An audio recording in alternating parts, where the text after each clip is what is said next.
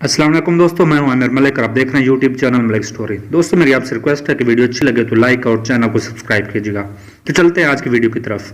शहीद बेनज़ीर भुट्टो की जिंदगी के आखिरी 18 घंटे तकरीर और तखरीर की तैयारी में गुजरे। 26 दिसंबर 2007 की रात जब बेनज़ीर भुट्टो एक लॉन्ग ड्राइव के बाद इस्लामाबाद के जरदारी हाउस पहुंची तो वो बहुत थक चुकी थी, लेकिन ISI के सरबराह मेजर जनरल नदीम ताज का पैगाम उन तक पहुंचा कि वो एक अहम काम के लिए उनसे मिलना चाहते हैं।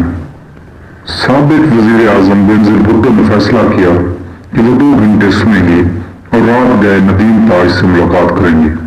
ये मुलाकात रात 1:30 बजे हुई। नदीम ताज ने उन्हें बताया कि इस दिन कोई उन्हें कत्ल करने की कोशिश करेगा। ये सुनते ही बेनज़ीर को शक हुआ कि नदीम ताज कहीं उन पर अपने प्रोग्राम को मंसूख करने के लिए दबाव तो नहीं डाल रहे हैं। उन्होंने ताज से कहा, अगर आप इन खुद के बमबारों के बारे में जानते हैं तो आप उन्हें गिरफ्तार क्यों नहीं करते? ISI के सरबराह मिस्टर ताज का जवाब था कि ये नामुमकिन है, क्योंकि इससे उनके वसाइल का राज अफशा हो जाएगा और हम अपने इक़बाल खो देंगे। बेनज़ीर भुट्टो ने फौरन जवाब दिया कि आप मेरी सिक्योरिटी बढ़ा दो। ISI सरबराह ने वादा किया कि वो इसके लिए पूरी ताकत लगा देंगे। बेनज़ीर भुट्टो इधर जनरल ताज से मिल रही थी। उनके कातिल उनके कत्ल की हतमी तैयारी कर रहे थे। मंसूबा ये था कि बेनज़ीर पर हमला किया जाएगा जब वो जलसे से वापस जा रही होंगी। आधी रात के वक्त नसरुल्लाह तालिबान 15 साल के 2 बच्चों बिलाल और इकरामुल्लाह के साथ रावलपिंडी पहुंच चुका था। बिलाल कुछ कारतूसों के साथ पिस्तौल और इकरामुल्लाह को एक हैंड ग्रेनेड दिया गया था। नमाज पढ़ने के बाद बिलाल को उस गेट तक ले गए जो उनके ख्याल में बेनज़ीर भुट्टो शहीद उस दिन इस्तेमाल करने वाली थी। 27 दिसंबर की सुबह बेनज़ीर सुबह 8:30 बजे बेदार हुई। 9 बजे उन्होंने नाश्ता किया। 2.5 घंटे बाद वो अमीर फहीम और पीपल्स पार्टी के साबिक सीनियर के साथ अफगान सदर हामिद करजई से मिलने गए। सदर करजई इस्लामाबाद के सरीना होटल की 4थी मंजिल पर ठहरे हुए थे। 1 बजे वो जरदारी हाउस वापस आए। उन्होंने खाना खाया और शाम को अपने साथियों के साथ लियाकत बाग में दी जाने वाली तकरीर को हतमी शक्ल दी। सैटरडे को बेनज़ीर भुट्टो गाड़ियों के काफिले में लियाकत बाग के लिए रवाना हो गई। इस काफिले में सबसे आगे टोयोटा लैंड क्रूजर में पीपल्स पार्टी के सिक्योरिटी के सरबराह तौकीर कहरा थे।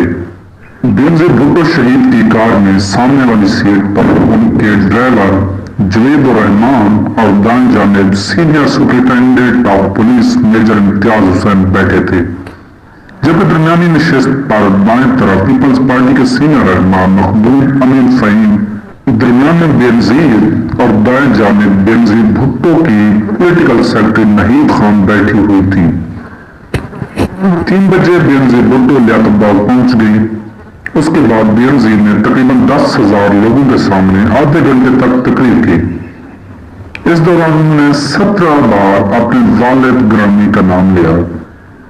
तकरीर के बाद बेनज़ीर अपनी गाड़ी में बैठ गई। उनकी कार काफी देर तक रुकी रही क्योंकि उनके हामियों ने उसे चारों तरफ से घेर लिया था। भीड़ को देखकर बेनज़ीर खड़ी हो गई और उनके इमरजेंसी हाई से उनके सर और कंधे नजर आने लगे। इस वक्त 5:10 हुए थे। सुबह से इंतजार करने वाले बिलाल को महसूस हुआ कि उसका वक्त आ गया है। वो पहले बेनज़ीर की गाड़ी के सामने गया और फिर उसके बगल में पहुंचा जहां कम लोग थे। उसने अपनी पिस्तौल निकाली और बेनज़ीर के सर का निशाना लिया। बिलाल ने 1 सेकंड से कम वक्त में 3 फायर किए। तीसरी गोली के चलते ही बेनज़ीर स्टेप हैच के नीचे पत्थर की तरह अपनी गाड़ी में सीट पर गिर पड़ी। जो वो नीचे गिरी, बिलाल ने खुदकश बम भी छोड़ दिया। वहां एक भी एम्बुलेंस दस्तयाब न थी। बम धमाके की वजह से बेनजीर की कार के चारों टायर फट गए थे। ड्राइवर कार को लोहे के रिम पर चलाते हुए इससे रावलपिंडी जनरल अस्पताल की तरफ ले गया। इस वक्त ना तो कुछ पुलिस का पता था और ना कोई एम्बुलेंस थी। अपनी मदद के तहत जब बेनजीर को अस्पताल पहुंचाया गया तो वो बदकिस्मती से मर चुकी थी।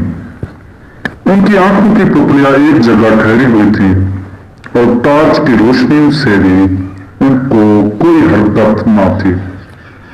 इसके सर से मुसलसल खून निकल रहा था और वहां से एक सफेद मादा निकल आया था और 6:16 पर बेनजीर को मुर्दा करार दिया गया था।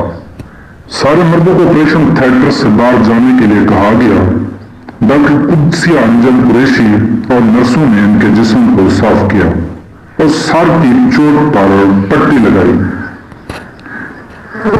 इनके खून से भीगे हुए कपड़े उतार दिए गए और उन्हें अस्पताल के कपड़े पहना दिए गए। डॉक्टर ने बताया कि जब बेनजीर अस्पताल पहुंची तो उनके जिस्म पर कोई दुपट्टा नहीं था।